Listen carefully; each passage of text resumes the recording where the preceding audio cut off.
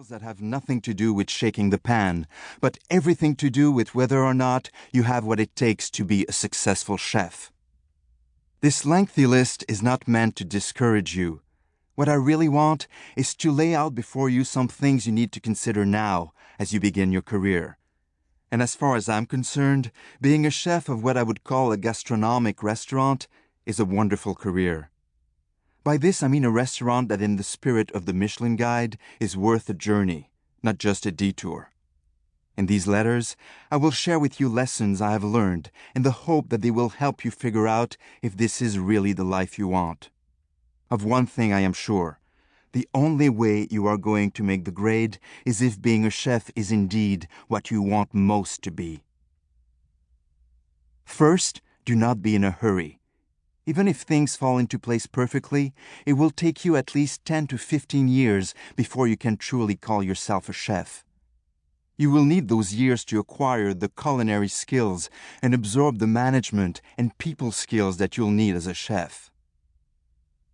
So then the question becomes, how am I going to spend those beginning years? And I would answer that you should begin by spending at least 2 years traveling the world, working as you go, experiencing what is becoming an increasingly global cuisine. This is a luxury that I did not fully have in my early years. Once you have done that, spend a half dozen years working for the very best chefs you can find. Bear in mind, you will gain a lot more from making salad in the kitchen of a great restaurant than you will from attempting lobster thermidor in an average joint. Sometimes you will be what we call a stagiaire, like an intern, and you may not even be paid.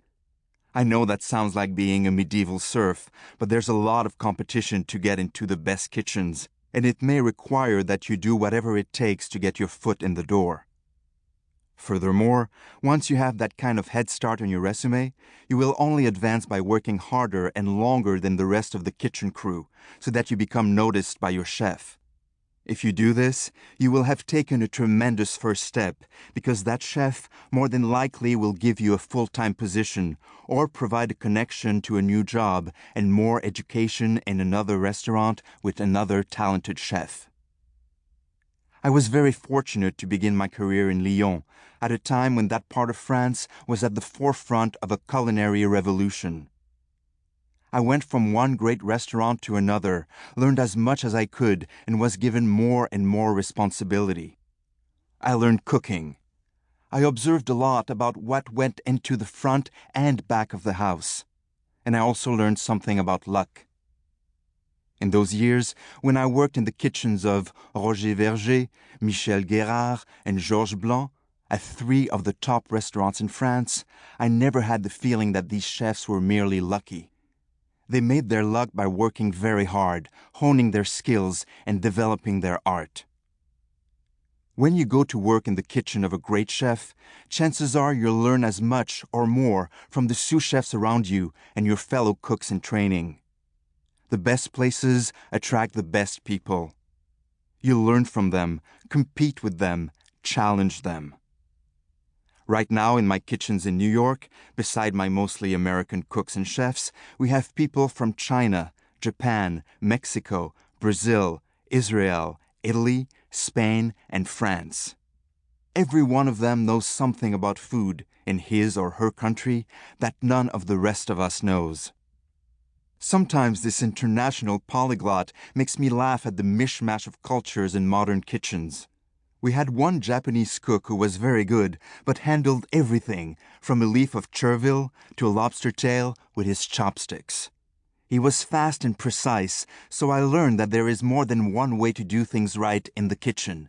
But still, the technique amused me because it looked so strange in a classique kitchen. With slicing, though, he had the greatest precision I have ever seen. He could slice radishes for cucumber soup blindfolded, and they would look like they had come out of an expensive mandolin. So, with the advent of truly global cuisine, a chef's education is not as straight a path as the one I took when I went from my first job at Nondron in Lyon and 2 years later drove 60 miles up the road to Georges Blanc. For a young chef today, you can make part of the global tour that I mentioned earlier simply by working in the right kitchens and the wide range of cuisines available in most